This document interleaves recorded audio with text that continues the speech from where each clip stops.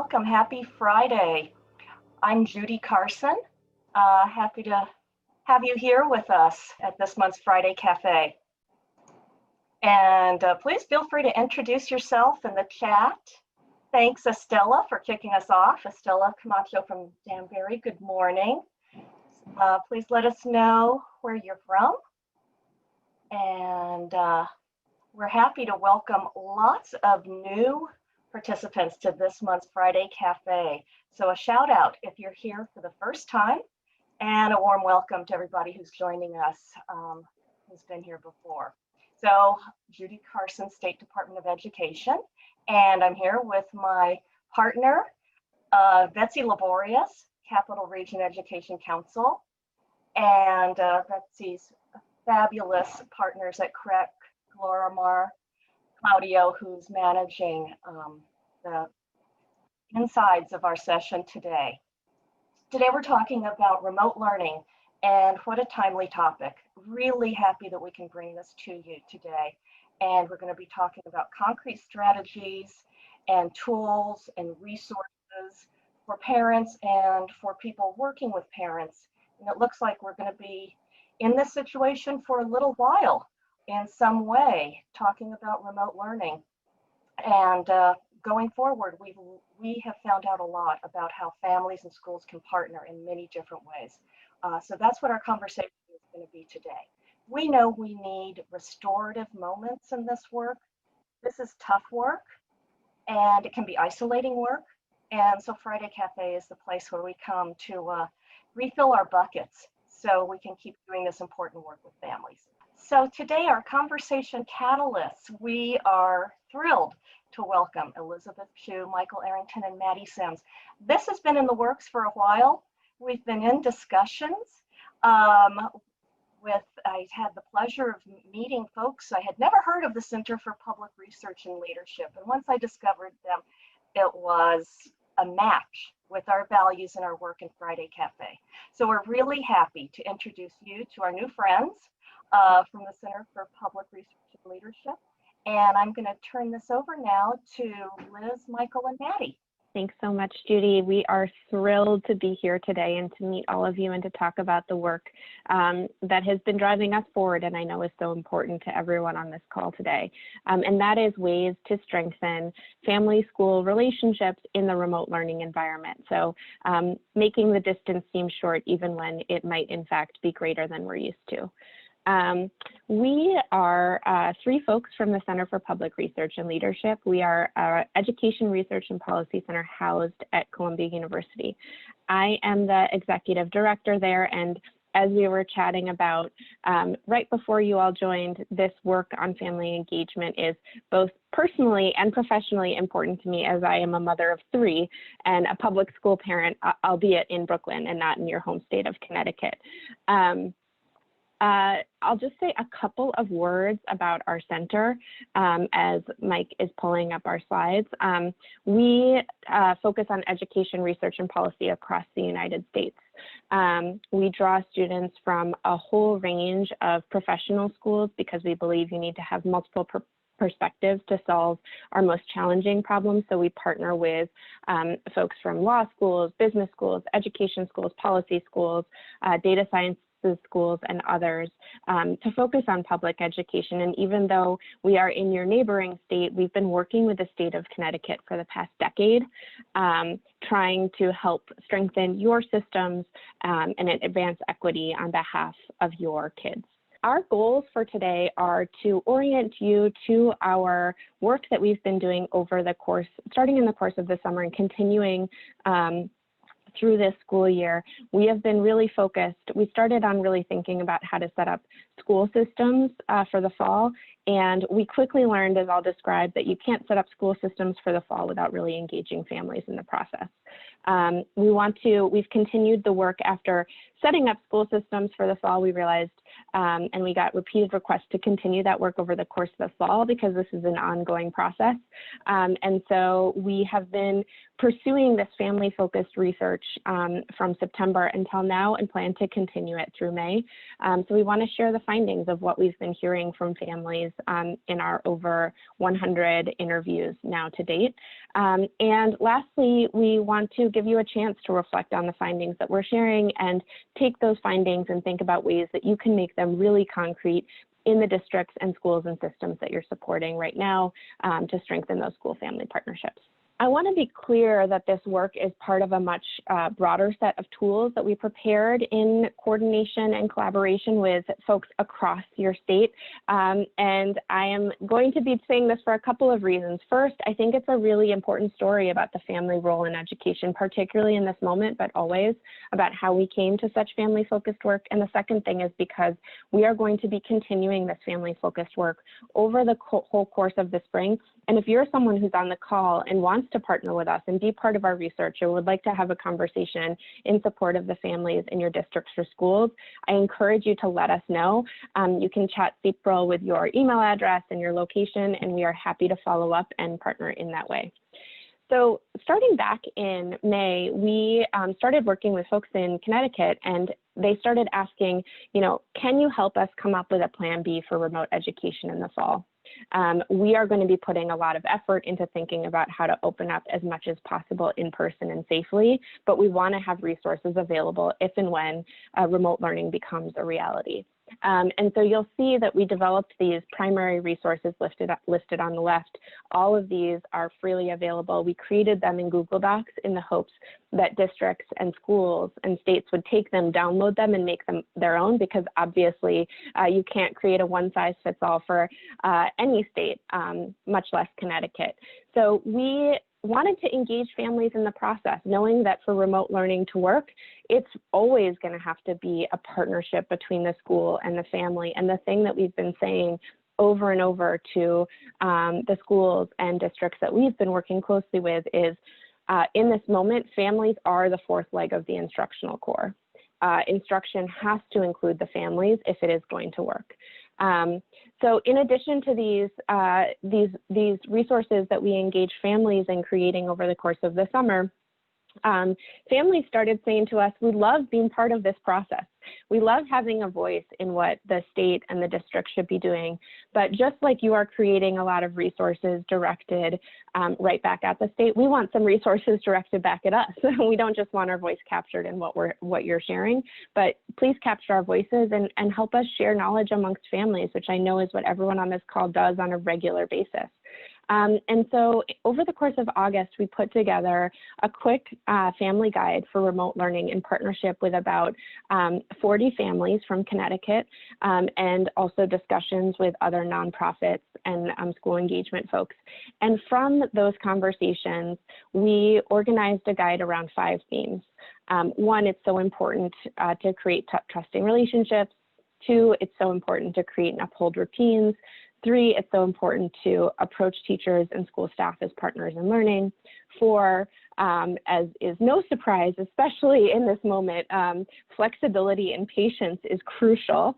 I will say that's one that really resonates with me as a mom. And lastly, celebrate success. It's important to know when you're having those small wins, especially in this time when things can feel very serious and challenging at any given moment. So we took those themes and we started to think, how can we make these most concrete for families? And so we looked at our work as taking place in 4 key commitments. And to each of these areas of commitment, we think there is a school and a family role. So with setup and routines, there are things that the school can do to make this work, and there are things that the family can do to make this work. With community and connection, there are things that the school can do to make community and connection work, and there are things the family can do to make community and connection work. And lastly, with adapting and improving, we need to embrace the fact that we have to believe that we can get better at this all the time, and that we're not just at a flat level, because the fact of the matter is that we're all learning how to do this together in this unprecedented moment. After releasing that guide, we started to get questions in September saying, can you continue this work? To the point of improvement, we are, as families, we're learning how to innovate. As schools, we're learning how to do these partnerships better. So can you continue this work and study the things that are going really well, the innovations that are making a difference for families? And when we say innovations, we often are talking about things that people are doing that they don't even realize are innovative. They're making these small changes and improvements in the moment that are helping their kids learn. And they're so focused on their kids and doing what's right that they're not realizing how unique it is and how special it is, how those small and large actions really add up to making a difference for their kids. And so it's helpful when an outside group like us can look across a bunch of schools and families and districts and pull up those highlight moments that others could do as well. And then also looking to spring, what additional guidance and supports can we provide, given that it is going to probably be a long year and a year of lots of transitions between modalities and with a lot of additional hardship and trauma as well. So our research has continued, and we're excited to share some early findings of what we're seeing this year as well. Thank you so much, Liz. So as Liz noted, my name is Maddie Sims, and I am a project director at CPRL. I'll give you a quick 30 seconds about my background before I dive into some of our findings. I began my career as an attorney working with a range of education organizations and have since transitioned into the education strategy and community building space here at CPRL. My work has involved working with districts and nonprofits, both in Connecticut and other parts of the country, on a range of projects. These projects have included strategic planning, connectivity initiatives, which are on the top of everyone's mind right now, and other projects focused on advancing educational equity and working on behalf of traditionally underserved students and families. And I am incredibly excited to have the chance to share some of our recent research findings, or preliminary recent research findings, with all of you this morning. So as Liz noted, we have been deep in conversation over the past several months with both families and community-based organizations. And the focus of many of our conversations has been on understanding both the types of school-family partnerships that are most important during this challenging time, and also the types of additional supports that families are actively seeking from their schools. One of the refrains that we have heard time and time again during these conversations is that there is just so much information available to families, whether it's in the newspaper or social media or other sources, but it can really feel incredibly overwhelming, especially for families who have limited familiarity navigating the U.S. education system. Families really aren't sure which information is valid or how to balance all the competing factors to make decisions that are in the best interest of their families. Where we've heard families get really excited is when their schools have really taken concrete steps to communicate with them in a way that helps them sift through all of the information that's publicly available. The second key finding is one that has begun to get some attention in the media, though certainly not enough in my opinion. Families are really struggling to ensure adequate supervision for their children's remote learning, while also balancing their own professional and personal obligations. I don't think, and I'm sure I don't need to tell most of you in this room, that there really isn't any family that has this 100% figured out. Whether the adults are working outside of the home as essential workers or even in jobs that allow them to work remotely, nonetheless, it's still incredibly challenging to really balance all the different demands on their time right now. Now, we've heard from families who are embracing really creative solutions, whether that's dropping their children off at grandparents' homes if they're lucky enough to live nearby and feel that's a safe option. We had families forming learning pods with other families in the neighborhood and using a rotating facilitator system so no one has to miss work at a time that they're not able to. But the takeaway here is that families are really still seeking more support on this, because for many of them, what they're feeling is that the solutions they're able to embrace right now just really may not be sustainable. The next finding we've heard is one that I think as adults, whether we have kids or not, we can all definitely relate to. And that's a concern that remote and hybrid learning is really forcing young kids to spend all day in front of a screen. So we're lucky today we have you in the morning, Friday morning. Hopefully it's early enough in the day that none of us are experiencing too much Zoom fatigue yet. But by the afternoon, it happens to every single one of us. And what we're hearing is that families are craving ways to help their children socialize with other kids in a way that really just helps break up that all-day screen time. Now, this fourth finding about family mental health is one that we feel really hasn't gotten enough attention that it deserves. And I think a lot of folks have been talking about the importance of looking out for children's mental and emotional health. And we could not agree more that this is of the utmost importance. There are a lot of wonderful resources out there for both families and educators that can help identify downturns in a child's mood or provide guiding questions to help families navigate some of those difficult conversations. And I'm sure that there's resources that all of you have already been using in your work as well. But there hasn't been quite as much attention on the fact that families can only support their children's learning and development when they are also taking care of themselves. Now, in our discussions with families, when we would mention the importance of not just the mental health of children, but also the mental health of parents and guardians, oftentimes we would get some of the most enthusiastic participation and responses. Many families told us that there's just not enough people really paying attention to this. And I want to share one quick anecdote that I think is really, really relevant. And that's one mother shared during a recent check-in with her son's teacher, that the teacher took 2 minutes to ask her how she is doing as a parent mentally, trying to balance supervising her son's learning with her own job. And the parent shared that this really helped break down some of the barriers that she was feeling between the school and her family. She said that just knowing that there are folks at the school who are really understanding how challenging of a time this is and how hard parents are trying to make it work, she said really opened up a new line and a new channel of communication that wasn't there before. And this brings us to the final finding, that we've highlighted on this slide, which is that families are really craving more consistent partnership from their schools. We've had the privilege of speaking to and learning from so many wonderful schools and districts across Connecticut and the country, undoubtedly many of your schools falling in this category, who are really doing incredible things to partner with families. But even at these schools, a family with 2 children in different grades or even just different teachers may be experiencing this partnership in very different ways. And we think there's really a tremendous opportunity here for schools and educators to really come together, pinpoint what those common unmet needs are, and then really learn from the successful strategies of other educators like those gathered here today, whether those educators are in the same school building or working in a different state. So I'd love to go to the next slide. And now we're going to zoom in a bit on this last finding so that we can unpack a bit the specific areas of school-family partnership that we learned families are really seeking during this time. The first is basic needs. Families know that schools aren't always able to provide all these basic services directly, but in many communities, schools are able to be the liaison between families and the providers of these services.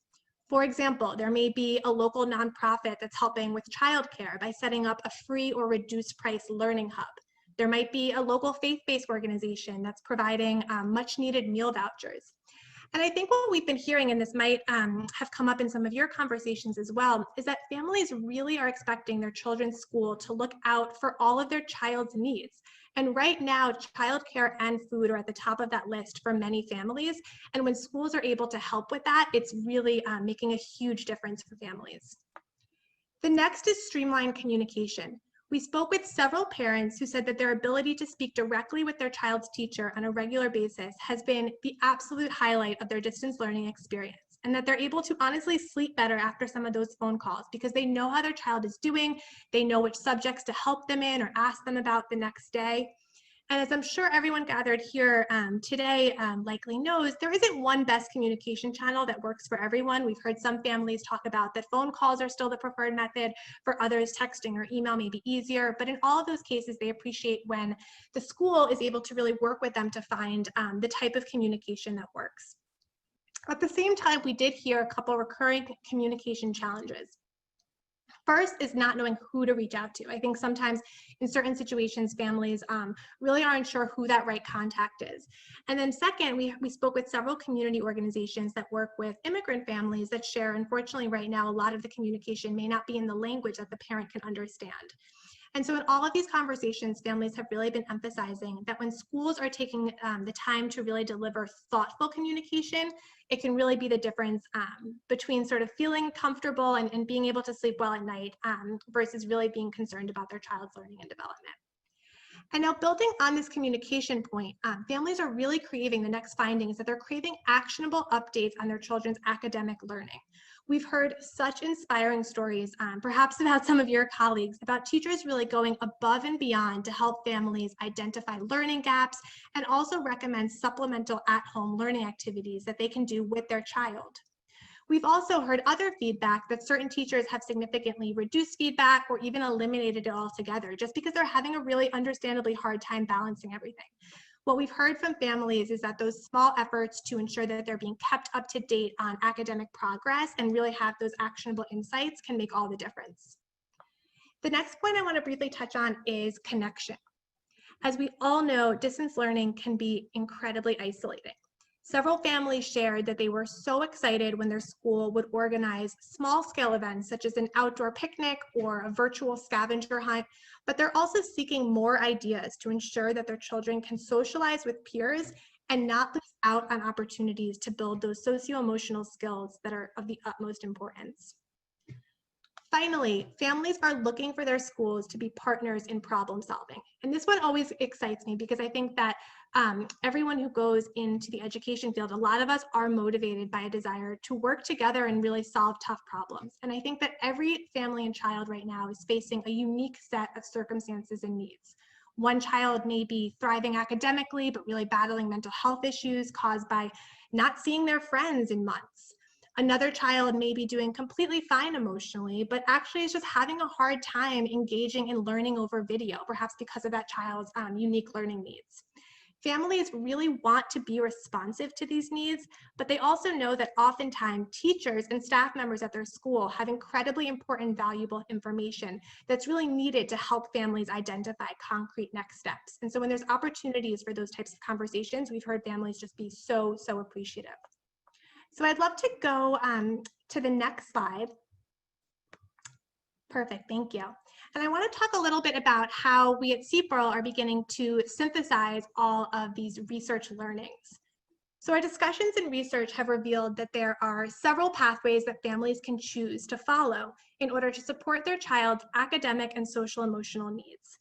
And the right path for one family just really won't necessarily be the right pathway for the family next door or the family down the street.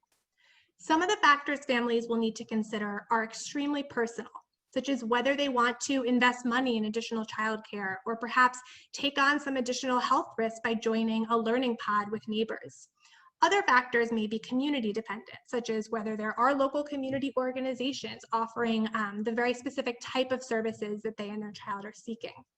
But regardless of a family's circumstances, resources, or personal preferences, we want that family to not feel alone as they are navigating these next steps for their child. And so that all brings us, we want to go one more slide. So that brings us to our forthcoming family toolkit, which I think Liz briefly mentioned towards the beginning of the presentation and our discussion today. And now this family toolkit is intended to help families sift through all of the information that we've been talking about and really choose a pathway that makes sense not only for their child, but their entire family. Because as we all know, learning has always necessitated involvement from the whole family, but really this current situation has shown a new spotlight on that reality. And so our research revealed 3 distinct pathways that families are considering during this moment. You'll see on the slide, the first 2 pathways are highlighted, and those have been the focus and will continue to be the focus of our discussion and time today. Pathway 1 is family-centered support.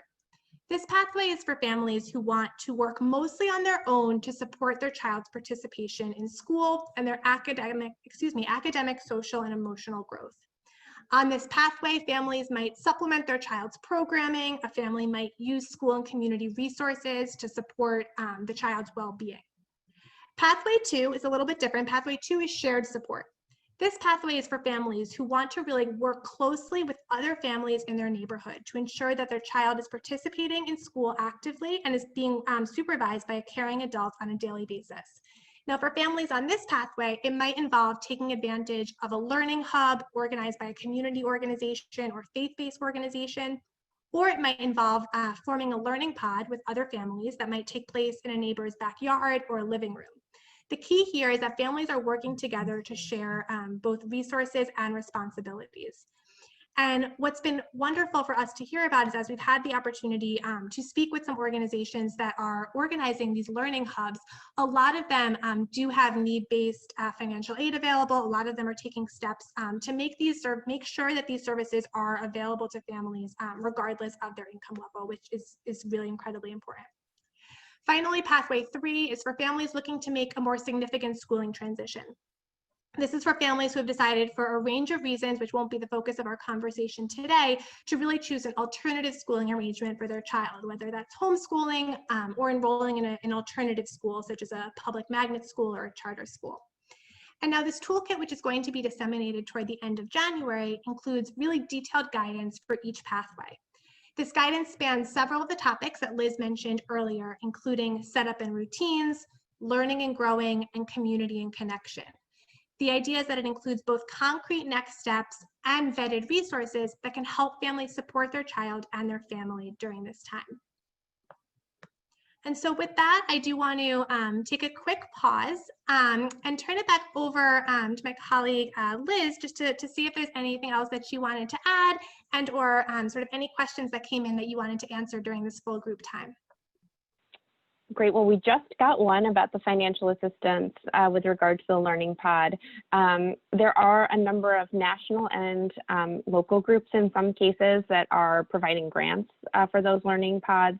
You may have heard, for example, on the national level about groups like the National Parents Union, who is giving small grants to folks that might want to change the setup of their home, or, we heard a story of one outfitting a garage type space for a school and things like that. And then there are also a bunch of faith-based and other types of organizations providing support in some cases. There are districts or charter management organizations that are helping finance these learning hubs in that case, or learning pods. So there are a range of options there, and happy to continue that conversation if folks want to speak more about that. We've also gotten one question about special education, and if there are any recommendations particular to special education and what we've been seeing in that way. And what I would say is that as I'm sure you all have been seeing, having a child who has an IEP makes this situation particularly challenging in most cases. And we've done a good bit of research on students with disabilities in particular, and how to make the relationship with the school work really well. I will say from the family interviews, a few things that have come out as really important in case they are not happening in the context that you're working in now is, one, making clear that families know who their person is at the school or the district level, who they can go to communicate around their child's needs and the services they're receiving. So we've heard a lot of stories from families about not knowing who to go to, now that there isn't necessarily the same physical school, and families can't just go to school in the same sort of way, even if their child is in hybrid or in-person learning because of all of the distancing restrictions and health concerns and the like. And so making sure that each family has a very clear idea of who they can go to as their point person at the school is essential. A second thing we'll say is that some families that we've spoken to don't have provided by their district a good way to track the services that their child is receiving. And with the family role, families need to have that understanding in many cases of when their child is supposed to be receiving the services, when their child is receiving the services, and having that record to bring to the conversations has been essential, because since it's not all happening at schools, a lot of families are getting questions and being asked how do I keep track of all of this information, because I'm getting questions from my child's teacher about whether they're getting their speech and their other services and things like that. So that's a second piece that I would say. And then a third piece in terms of what families have been saying is working really, really well for them is finding ways, particularly with children who might not have high literacy levels or may not be able to read at all, of still setting and maintaining schedules that work for their children, and that focus their schedule in chunks of time that are realistic for their child. So we've heard a lot of families speak about different ways of getting a sense of how long their child really can focus on something or stay engaged in something, and then working with the school to rearrange the schedule for that child so that they're not being asked to be attentive to any sort of activity for longer than is reasonable, given their child's disabilities, and also then creating at-home schedules out of concrete, tangible items, building in routines to help their children move through the school day in ways that make sense for the child and the family. So those are just a few tips. Hello, I hail from East Hartford Public Schools in Manchester Community College. I'm part of a Gear Up project there. I'm trying to sort of build family engagement, academic rigor, and all the sort of comprehensive things that Gear Up programs nationally do to boost graduation rates and post-secondary success and career exploration. Our group, was fantastic, filled with ideas. Sort of finding a balance between identifying key go-to people, but also building structures that can make that sort of accessible and manageable sort of across the district. Overburdening, sort of a couple of key people isn't necessarily the best way to sort of manage all of the information that and all the sharing that needs to happen. And so, finding really concrete spaces where folks can access that information, can seek help. And some of the great ideas were, hosting office hours, town halls, webinars, trying to sort of make sure that that information is available to families, and finding ways of making it digestible. I mean, there's obviously a sort of point of emphasis in the early part of the discussion, but I think that's really sort of key. I think folks need, sort of that one key takeaway or to get sort of information that they can use and apply very easily. Everybody's overwhelmed, but finding that one key thing I think is really important. And so even with these open spaces, you can structure, you can target it, much like Friday Cafe. So, this is a directed conversation. They might be topical. You might be able to log in one week and get information about, self-care or remote learning, or the need of having exercise during the day, or the routines, those topical areas that you've identified as so important in the research you've done. So really, we sort of came down to sort of key ideas about how to open up these spaces and make them really concrete and granular and useful in an everyday way. Thank you so much for sharing, Benjamin. Many of those same things came out in our conversation, and I'll actually pass it to our conversation. We had, I think, Judy, do you mind sharing some of the highlights and key takeaways from our group? Yeah, sure. Had a great discussion. Our topics were around academics and problem solving. And for academics, we talked some about how there's opportunities that are a little bit different now. And several of the folks in our group are doing virtual home visits. And they're starting the conversation with talking about parents' hopes and dreams. We use the parent-teacher home visit model, and that's a key component of it. And then also, we're seeing opportunities for teachers to share real work with parents and help parents to see what grade level work looks like, and to see where their child is in relation to grade level work, and kind of demystify some of that academic language like reading levels and those kinds of things. And so using the platforms Zoom or Google Meet or whatever is creating those opportunities for those conversations. And then For problem solving, we talked about how parents are assets and parents have resources and information that they are happy to share with educators. Parents are often talking to each other about problems and solutions that they see. And so opening up that dialogue is really important to have that two-way conversation. One of the ways we have that two-way conversation, though, is through surveys. And so we talked about some of the pluses and minuses of surveys and how people are getting survey fatigue. And a really important point is to let people know that their participation in the survey will be used, and there's ways they're going to see what the results are and how they can find out where that information went. Was it a report? Was it an action plan? Is there a chance for follow-up conversations?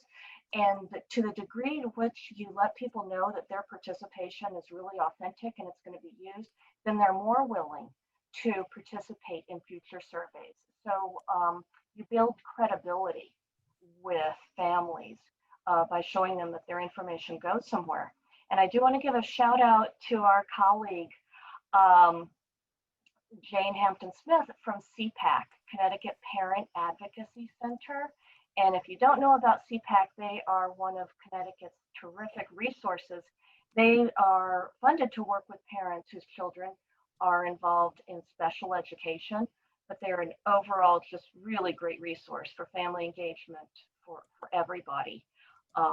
So some people in our group didn't know about CPAC, so we're happy to share that information around. Thank you so much for providing that overview, Judy. Let's move next to the group that Betsy was facilitating. Do we have a reporter or volunteer who will share a little bit about that conversation? Thank you so much for letting me know it was Betsy's group. I got anxious about the group number because I didn't know which group we were in. So I'm Diana Lamendo, I'm an instructional coach for CREC. And one of the things we talked about was the digital divide and the basic needs, and how the sentence, "How are you doing?" can change the whole feel of everything. So really keeping that in our minds and how we're approaching parents. We talked about Maslow's hierarchy. Arizona is doing phenomenal work where this one principal had the whole school, and each person that worked there was assigned to 5 families, and they had to reach out to them. So it didn't matter if those are your kids or not, you were reaching out to those 5 families to see how it was going. So I thought that was a great approach. Stanford is partnering with their community efforts, and they have an education foundation, and they have this thing called Here to Help, and they're reaching out and doing that. Cleveland is doing some family care plan work, and then really thinking about their essential workers and how they can support their remote learners. Manchester, each school has a family engagement coordinator, so they're able to reach out and talk to the families. One of the ladies had shared out that she has more than 100 families that she's talking to, and they create spreadsheets that they're able to track. Vernon is looking to do the virtual mentor program, and I know that she put the information in the chat for everybody. And then just remembering about our adult education, and Betsy was talking about the parent-teacher visitation program. So if you want more information on that, please reach out to Betsy. Fantastic. Thank you so much for sharing. Let's move next to the group that Anne was facilitating. We didn't designate a reporter, although I might tag Linda Riddick-Barron or Marissa to chime in. I'm just going to do a little summary. We had people who were parent liaisons, staff for family resource centers, Title I, people who worked in middle schools, early childhood programs, high schools, elementary schools. It was really a good mix, and lots of different districts, large and small, from Connecticut. And I think we spent a lot of time on basic needs and on getting parents materials and supplies for academic support of their kids at home. And what came across to me was how important it is to have people contacting the families and saying, "How are you doing? What do you need? How can we help?" And getting that information back, being that lifeline to families. And so they were either offering for pickup or having delivered all sorts of different kinds of materials, and of course, making sure families had hotspots. And just getting things like flashcards and math games and school supplies home. Somebody came up with a great idea of having like a little whiteboard that goes home and markers so kids can write their questions or their answers on it and hold it up when they're in a Zoom classroom. I thought that was quite cute and innovative. And Marissa from Meriden, who works with 2 middle schools. Marissa, can you pop on, and how do we let her on so that she can tell us about some of the things that they're doing? It was Sure. Can you hear me? list. There she is. Okay, sure. So I think one of the most successful things that I have found this year is we do have a family school liaison tool where we have our school counselors, social workers, psychologists, admins. They're able to enter the referral reason. So it can be a Spanish-speaking family. Please outreach, conduct an outreach to the family, or conduct a home visit, deliver some coats that were generously donated by the Dalio Foundation. And I feel that when we have the student and the parent be a part of the conversation, we're all on the same page. So for the most part, students are pretty honest. They can say, I'm disengaged, I feel depressed, I don't know how to access the information, I don't have internet. So then I am able to coordinate wraparound services for that family, delivering a hotspot, guiding them through Power School, Parent Square, and something even as simple as even explaining what the grades mean. The other day I had a parent share with me that on one of the notes, it said something like it was like due date till the end, and she felt that it meant he could not turn it in. So I think just clarifying even simple comments from the teachers is extremely important due to language barriers, and even providing support on structuring their day, providing effective discipline strategies, not having the cell phone or the TV be on when they're logging on. And even something as simple as structuring bedtime routines, making sure that everything is off. So that's been easier to do with families when they're both participating, the parent and the child. I really liked your advice to families about having the devices being charged in a hallway or the kitchen and not in the kids' bedrooms, so they weren't using them in the middle of the night. Absolutely. Or hiding them under the covers. I love that tip. Thank you both, Marissa and Anne, for sharing. Let's move last to Liz's group. Is there a volunteer or reporter who can tell us about that conversation? I can start, and then I'll take a page from Anne and hope that someone else jumps in. We heard a lot of excellent suggestions from our participants as well. So our conversation started in the basic needs area, like it sounds like it did in a lot of other spaces, and then moved into the connection and the problem solving section.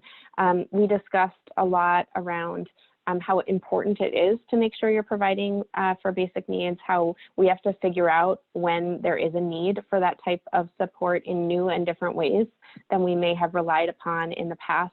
And folks shared very good suggestions. Some spoke to the Stanford intake process. Some spoke to the process of figuring out different Wi-Fi capacities over the course of a child's school week as a good way of getting a signal of where the child is, how much support they have, what their needs may be. So very concrete strategies around how to assess and help kids have their basic needs met. We spoke about the connection piece and the importance of establishing relationships with families that are not focused on problems, but are focused on this empathy and trying to help, doing that in some ways that worked really well before that we may have forgotten about, like sometimes hard copies are really helpful. Sometimes a phone call is better than a video call. Those types of things that mattered before and still matter now. And we spoke around the idea of making sure that you have these relationships and have basic needs met in order to get to the learning piece that we know is really important, and how helpful it is when the people who are doing that problem solving and that connection can also be honest and reflect on the way they may be experiencing some of these same issues in their personal life, and bringing that awareness and humility to bear in the conversation as well. Is there anyone from my group who would like to share some of the concrete strategies or things that you're doing? I know Linda, Allison, Patty, Sean, you all shared. Anyone who wants to chime in? I'll add. One of the pieces, I don't remember who shared it, but something that I thought was really a great suggestion and idea was being mindful of the fact that students aren't in the same place every day when they go home. So somebody may be getting support at their home, but if they're with a relative or another family member or just a neighbor or something like that, they might not be getting that same support. So making sure that the supports we're providing can cover where they are no matter what. So it's not just, we're making sure that internet's on at home, but making sure that the student can access their work any place that they might be, whether it's in the school, at home, a family's house, anywhere like that. I thought that was a really good suggestion. I also just wanted to chime in that I do feel that when we, the family school liaisons and anyone in the school is able to share their personal stories, I really feel that that's when parents start opening up and start saying, yes, it is difficult for me. I have 2 high schoolers. There are some days that they are working from home. So I'm able to just share, some of the routines that have helped for my kids and I, and then the parents start feeling much more comfortable. Like, okay, I'm not alone in this. There are other people feeling the same way. Yeah. Completely agree with the work that I do with my families. That goes a huge way and opens an awful lot of doors. I think it makes that bridge more obvious that we're actually all the same, struggling with some of the same things. We all love our kids, and that I agree with you completely. That's a great entryway and authentic, I think.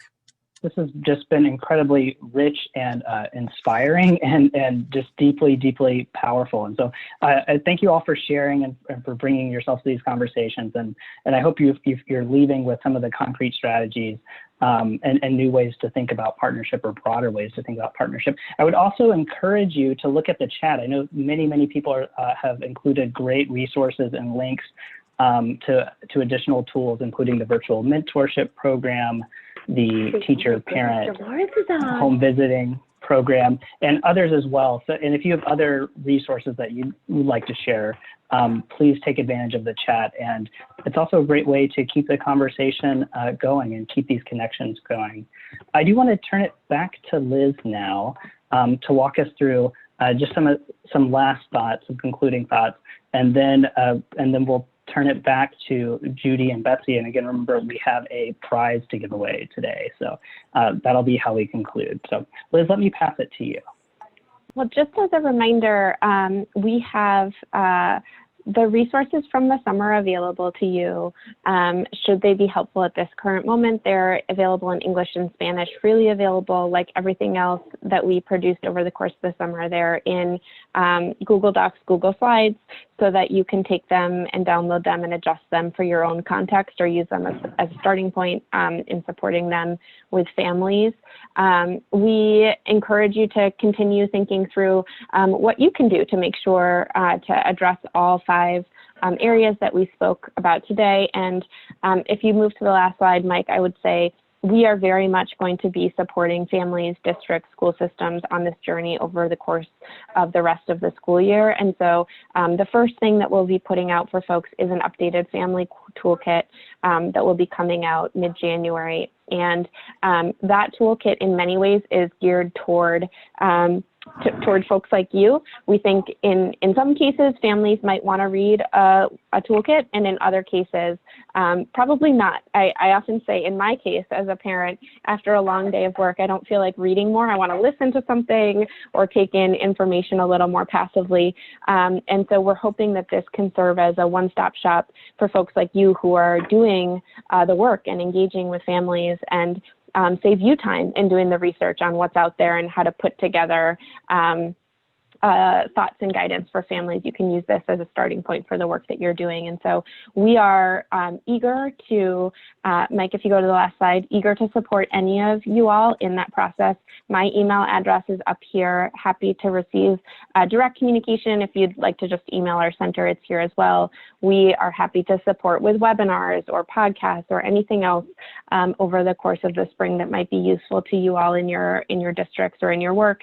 And we are looking for bright spots that we can feature in a report that we'll be putting out in May that speaks to schools and districts and systems across the country about things that they should be doing over the summer to really center their focus on families, moving out of this pandemic as well, seizing on the momentum that they've built. So if you feel like you're working in a district or an organization or across districts, and we should be talking to you and learning from you to communicate to other districts about what works well, we'd love to have that conversation as well. So thank you so much for having us, and thank you for all of the excellent and important work that you're doing. What I want to do, number one, is to say thank you to everyone. I told you this would be great, right? We still have people here still wanting to talk. So I thank you. I thank you here. I want to recognize, I really want to recognize and validate the wonderful work, the innovative work that each and every one of you are doing every day, all the time. It truly is inspiring. So thank you all. What I'm taking away from today and what I will do from this point on is to take a deep breath and to ask how people are doing before I launch into what we have to do and before I launch into the challenges. So that was a great takeaway for me. That one question, how are you doing, can make such a difference. Jane Hampton, thank you as a resource. Really appreciate all your help. I didn't get a chance to thank Liz and Michael and Maddie for a fabulous presentation. You gave us a lot to think about, a lot of stuff, and I'm sure we have a lot of bright spots to report back to you from the work that we're doing in Connecticut. And so I know everyone that's in our little squares will be, will have some things to think about, new connections for us. Thank you.